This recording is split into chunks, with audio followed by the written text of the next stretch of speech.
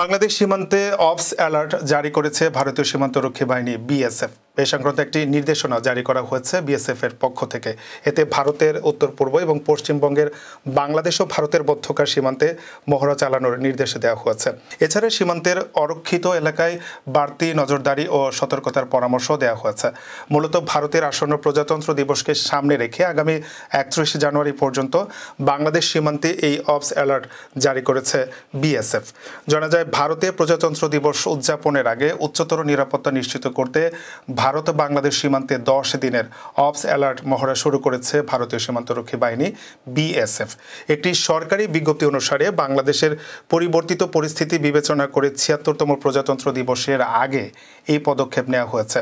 ভারতের উত্তর পূর্বাঞ্চলীয় কয়েকটি রাজ্য এবং পশ্চিমবঙ্গ মিলিয়ে ভারতের সঙ্গে বাংলাদেশের মোট 4096 কিলোমিটার সীমান্ত রয়েছে। বিজ্ঞপ্তি জারি করে সীমান্তের দায়িত্বে থাকা সবগুলো বর্ডার আউটপোস্টগুলোকে সতর্ক করা হয়েছে। বৃহস্পতিবার সন্ধ্যায় জারি করা নির্দেশনায় বলা হয়েছে 23 জানুয়ারি থেকে আগামী 31 জানুয়ারি পর্যন্ত বিএসএফকে অত্যন্ত সতর্ক থাকতে হবে। এই নির্দেশনাকে বিএসএফ এর পরিভাষায় নাম দেওয়া হয়েছে অবস অ্যালার্ট।